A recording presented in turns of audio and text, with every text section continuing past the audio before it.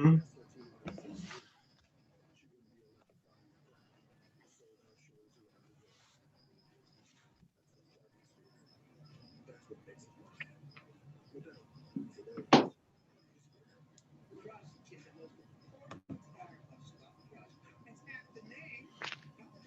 Hey everybody, this is Zach Wilson and Ken Furman here live on YouTube for WSB Sports, and we are here to show our reactions as we are getting ourselves pretty hyped up as the Stony Brook Seawolves women's basketball team are eager to have their names heard in just about 4 minutes at 7 p.m. The NCAA Women's Basketball Selection Show upcoming.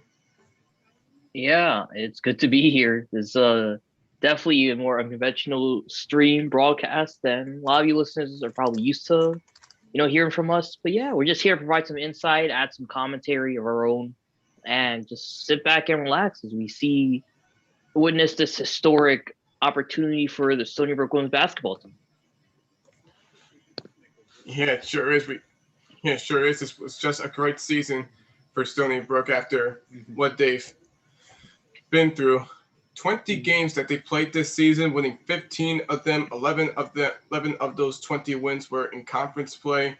And then after that, they were able to salvage a great America East women's basketball run, winning at home against UMass Lowell. And then on Friday, when they went to Maine in the America East Championship, it was really exciting for them to get to spoil Maine's perfect record at home this season. Nobody had won at the pit, and that was only Maine's 7th home game this season. Wow. Yeah, it's absolutely been fun to watch. And I know it was a lot of fun for you, Zach. You were there calling it. We were, just setting everything up. Just, that's a game going in where, doing all that homework.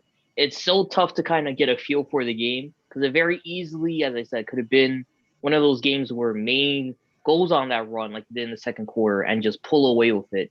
It could have been a game where Stony Brook, like a lot of games past couple seasons, go on a run, pull away. And really what it turned out being was a really tight back and forth battle with Stony Brook, as you said, getting the upper hand, ultimately winning the game. And I think a lot of Maine fans got I don't want to say a dose of reality, but I think they figured out that Stony Brook's not just a 1-year trick. There's a lot of talent on the Seawolves team, and they proved it the past couple seasons, going 28-3 last year, 15-5 this year. Under Coach McCombs, this program has really gotten revamped throughout her tenure here. Yeah, it sure has. Caroline McCombs, as we continue to talk about how successful she has been, hitting a lot of milestones with the Stony Brook team ever since she became their head coach in 2014. In those first few seasons, it was questionable, but it was a work in progress since she had just only began her tenure. And when she finally found herself tuned, that's when success started to build up. I think the first signs of success came in the 2017-18 season when Stony Brook, they had only single digit wins the season before, but managed to get themselves into double digits. Was a 4th seed in the America East tournament before they fell to the 5th seed New Hampshire Wildcats in the quarterfinal round. But after that, the next year after that, where I was in my first season broadcasting for WSB Sports, it was just a significant improvement. Where Stony Brook was only behind Maine and Hartford, which of course were still dominant that season, and that was right before that season too. And just joining it from every season on out, it's just really been showing that the culture has changed for the better for this women's basketball team. Yeah, agreed. And I definitely think that 2017-18 year was a good starting point. So where we really saw this change. Because, there are definitely a few up years, like 2013-14 season, the team won 24-9. And even a couple years afterwards, they beat over 500, even if it's just barely. But I think that's a big year because that's the first year where there were no holdover recruits, from the prior coaching administration. Everyone there was all handpicked by Coach McCombs and her recruiters. And they won 18-12 that season, 10-6 in conference. And I think we really saw a breakout in stars we wouldn't have expected. 2 off the top of my head, Jarrell Matthews, Shorty Johnson, especially.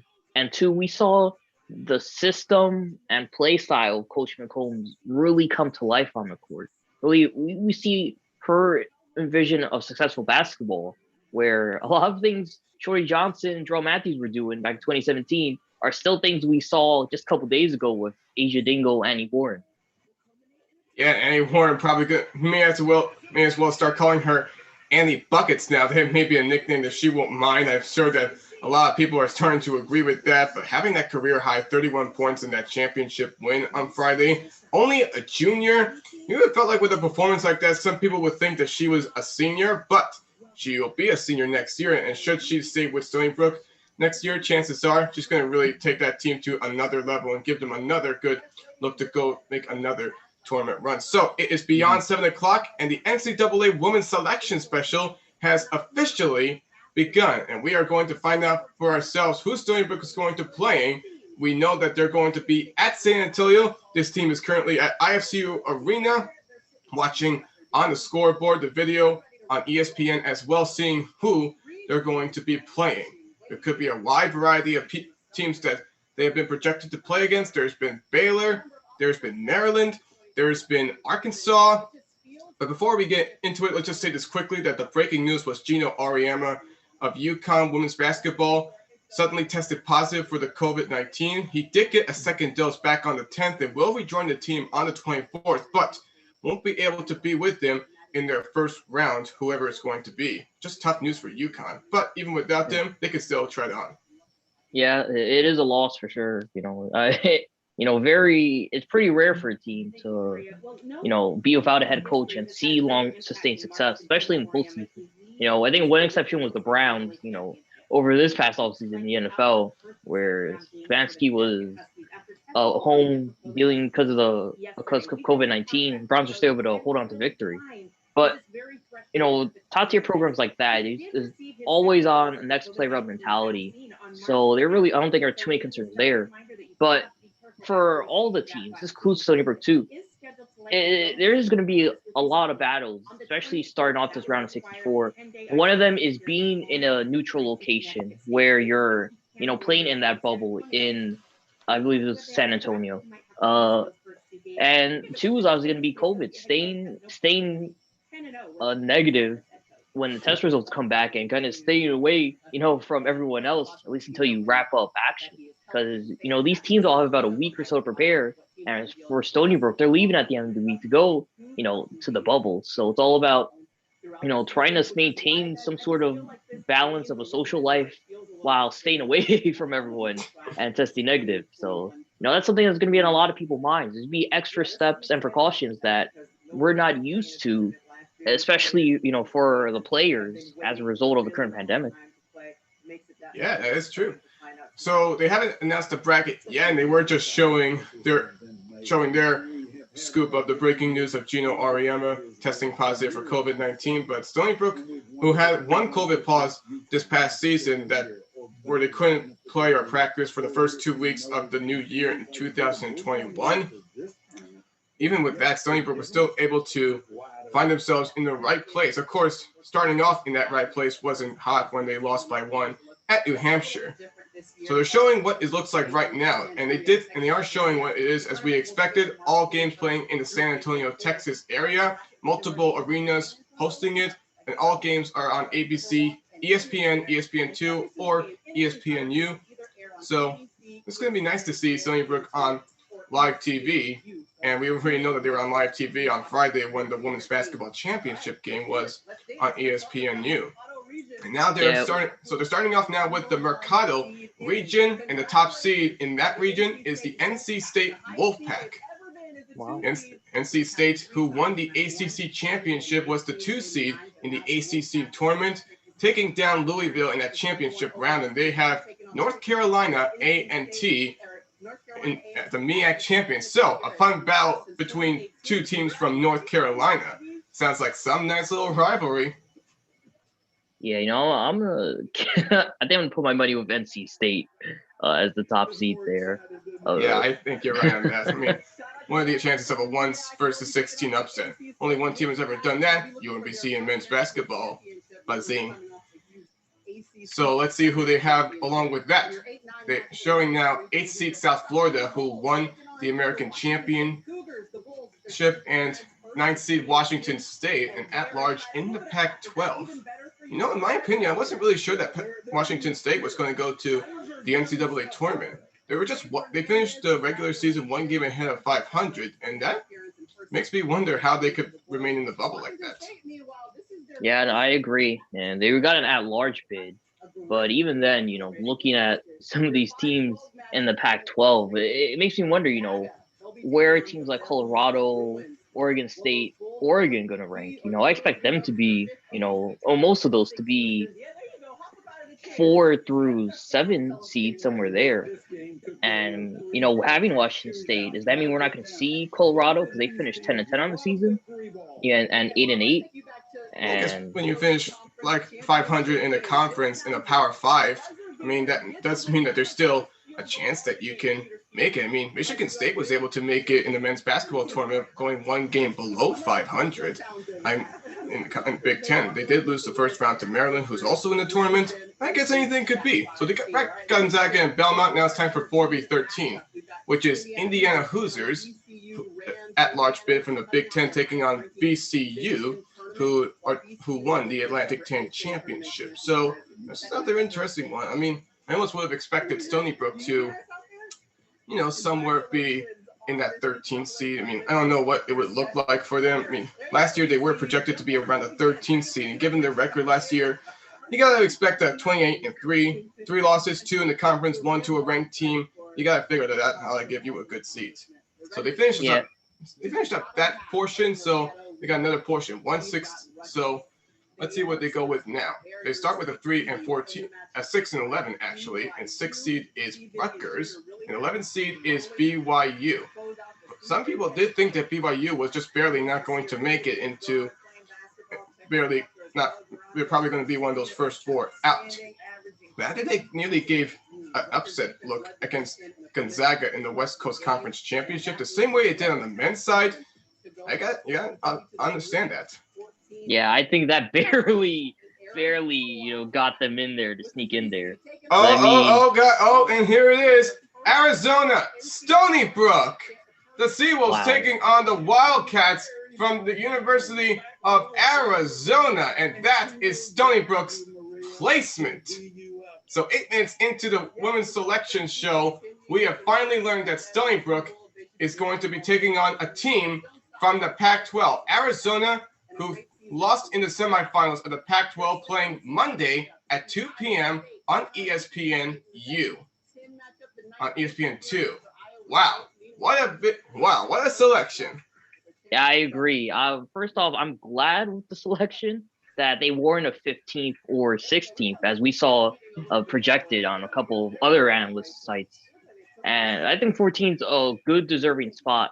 I don't think they snuck in there. I think they're a team that, was a powerhouse in the conference. And again, beating Maine isn't anything to take lightly. I think Arizona is going to be a great matchup because coming in, I won't lie, I was a bit concerned thinking, they're going to face Arkansas again because these 2 teams already faced. And I got flashbacks to the women's soccer team having to face Penn State back-to-back. But this Arizona game is going to be really exciting, especially because, this is a team who went 16-5 on the year, 13-4 in their conference. And yeah, they did lose their last game where they weren't the champions. But again, they got an at-large bid and are definitely one of the better scoring teams in the NCAA. Yeah, so the Arizona Wildcats from the Pac-12 Conference, which is also foisted a potential top seed in the NCAA tournament in the Stanford Cardinals. I expect them to be one of the 4 top seeds. They already announced NC State being one of them. And I'm taking a look right now. It just showed that their record was just similar to Stony Brook's. Arizona just had one more win than Stony Brook did, same number of losses. Arizona 16-5 this season. Finished 13-4 in the Pac-12. That's the second best record in the conference, and they lost in the semifinal rounds. It looked like. Was it the semifinal rounds? Yes, it was. It was the Pac-12 semifinals against UCLA, who they did win, who they beat against in their second overall game of the season on Friday, December 4th. It was a 3-point win when Arizona hosted the Bruins. So Arizona, the 4th seed. I wasn't really expecting too much of Arizona. There were other teams, like I said, Yeah, I Baylor, think Arkansas, but yeah. To me, the big three I was expecting was Baylor, who was projected, I think, on most of the analyst prediction sites. Tennessee, who would have been in that 3 seed, or the 4th spot, with it being Arkansas. And we got our 3 seed. It wasn't any of those. It was Arizona. But I think it's definitely something teams are going to be proud of. I think just making it obviously is good enough. I don't think they really cared who they were facing, even if they were going to be tabbed the 16th seed. And let's not kid ourselves. They are going to be the underdogs coming in here, but it's not impossible for the Seawolves to walk out at least with one victory in the NCAA tournament. I've seen a lot. I've seen a lot of things, and eventually, I could expect that Stony Brook. I'm not wouldn't expect them too much to make that upset, but maybe they would give a little bit of a hard time for Arizona, if anything, at one point. I still expect the Wildcats to pull out, but if the Seawolves can nearly make it almost look like a nail biter at one point until Arizona may start to eventually pull away. And I expect that that's really going to make them look like such a fantastic season for them. The winner of Stony Brook and Arizona would play against the winner of Rutgers and BYU. Would you imagine if Stony Brook moved on to round 2 to face a team that's just about 90 miles away from them? Yeah, that would be insane. That actually fit perfectly with the theme of 2021, which is basically like you got a bowl with a bunch of numbers in it and you just shake it all up and you pull stuff out of a hat. That to me, is how you describe this year. But just looking at these two teams, Stony Brook and Arizona, taking a closer look, the numbers obviously favor Arizona. Field goals made, you're looking at 518 to 450, favor of the Wildcats. However, field goal percentage wise, Stony Brook just shooting 1% better, 41 from the floor compared to 40 for Arizona. I think the big difference offensively is 3-pointers. The team took 518 shots. Sorry, the team took over 1,200 shots as a whole last season, and nearly 400 of them were from beyond the arc. And they shot 31% from the floor. And we compare that to Stony Brook, where they didn't take as many shots from beyond the arc. They took 307 of their 1,100 shots on the season and only knocked down 26% of them. So you're looking at teams where a team like Arizona can make about 7 or so a game, while a team like Stony Brook will only even knock down 4 or 5. And in those close games, like we saw against Maine, those are the difference makers when it comes to winning and losing those 50-50 games. Yeah, and Arizona does have some good weapons on their hands. Ari McDonald, who leads the team in points per game at 19.3, and also leads them in steals per game at 2.7. And the one that can make the most consistent blocks is going to be their forward, Lauren Ware, who is 6'5", and she's a freshman.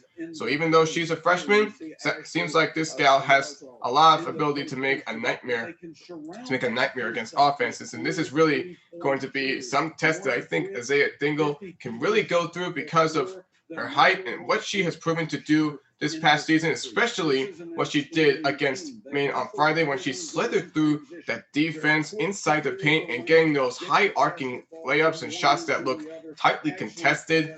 I got a feeling that Tingle does have a good potential in being able to rise up like that. Yeah, looking at Arizona, they got 2 great freshmen who are excellent defensively, especially under the cup. And you're looking at Sam Thomas and Lauren Ware, 2 players who, in Sam Thomas's case, she actually was named to the Pac-12 All-Defense team at the end of the season. And those 2 really, I think, are going to be a huge difference maker for that in seeing how much Stony Brook scored. So we saw in that main game, Stony Brook really utilized the paint, scored 40 points, 40 of their 64 points, I believe, in the paint. And you had 2 great slashers in Asia Dingle and Annie Warren doing much of the scoring. If you shut one of them down and the Seawolves don't have a second scorer to help complement their main scorer, who I would assume is going to be Annie Warren again, then, this one's going to be over quickly. Yeah, I know. This is really going to be one fun battle for Stony Brook. Their defense sizing up against a tough player like Ari McDonald, winning both player and defensive player of the year in the Pac-12, just like Blanca Malat did for the America East this year, and what she did 2 seasons ago like that. It's really going to be, I think Stony Brook is just really excited to finally get the chance to play what they've been waiting for a very long time. And Caroline I McCombs, agree. And yeah, and just taking a closer look again, just at these teams. Interesting because obviously Arizona is the higher scoring team. They average about 66 points a game. Seawolves only average 60. Interestingly, they held their opponents to a margin of victory of 10 points less. So for Arizona's case, they held their opponents 56 points on average. Seawolves was obviously at 50. So I think you're going to see a game similar to Maine where it is going to be a very defensively contested battle. You're going to see probably not as many dynamic plays as you would have seen in a game like let's take Stony Brook and Binghamton, for example. But at the same time, all you really need are a couple of runs, and that could be the difference maker when you got two teams where really you're looking at about a 65-point window, where to me, the first team that scores 65 or makes it there is likely going to be the winner of the game. It's the same thing in that main game where, the first team to hit as a 54 is the magic number. If you're able to hold them there, then you're going to be good. So everyone was able to get over that, get 10 more points, and as a result, got the victory. Yeah, so since this game's going to be on Monday, we'll have the greatest honor of being able to have another preview of this tournament game on Sunday, on next Sunday's night edition of the sports section. And so we'll have more to talk about with probably Mo, Anthony, and Matt, if they'll be on with us as well. But Stony Brook in Arizona, Seawolves' first ever game in the NCAA tournament comes against the Wildcats team, finished second in the Pac-12, has the player and defensive player of the year in the conference Monday in the Mercado region. I'm trying to determine actually what does that mean, like what venue teams in the Mercado region are going to play in. Don't forget her defense. You take it in against Aaliyah. 74 blocks this season. Mercado region. That would be interesting to know where it is. We already know there's a lot of multiple venues that they're going to be. It's going to be. The Alamo Dome is probably going to be the biggest one of them all. I'm going to probably actually look it up right now and see for myself what that means, like where the Mercado region is. And it's going to, Ross is going to be nice. Definitely going to be in San Antonio. Let's see.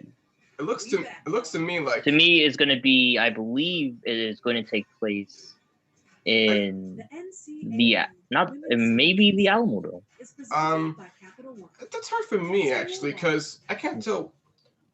I mean, like, I'm still trying to determine that for myself, but I'm getting a funny suspicion that the Mercado region is like San Marcos, probably. Could be. There's a town around the San Antonio region called San Marcos, and that is where Texas State is hosting the tournament, the Strahan Arena. It houses 10,000 people, so yeah. With that 17% capacity means there's 1,700 people is going to be in attendance for that game. That's the most that anybody can attend. Yeah, I think you're right. For sure, the regional semifinals, finals will be in the Alamo Dome.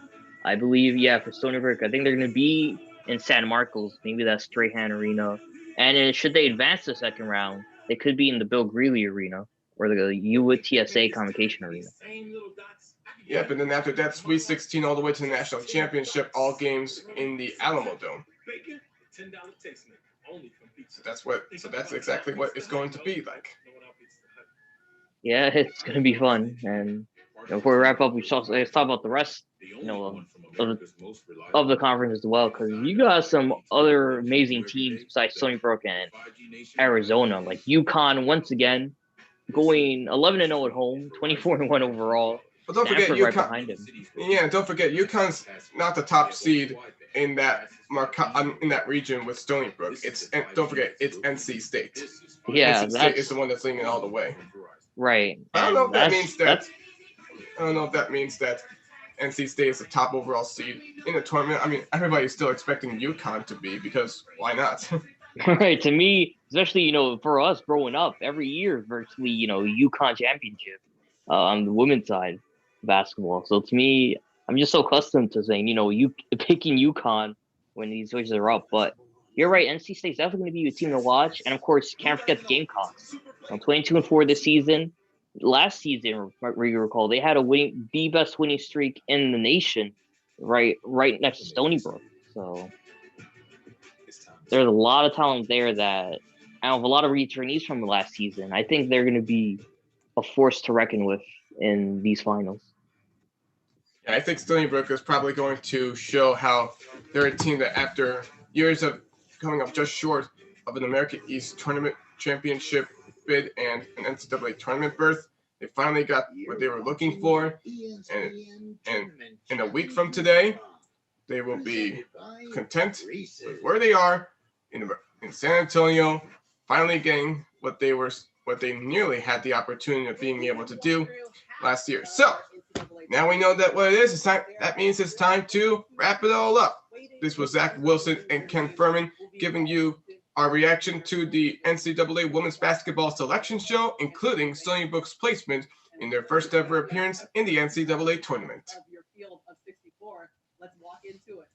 Have a good day. Have a good night, everybody, and we hope that you're going to enjoy seeing Stony Brook Seawolves women's basketball team play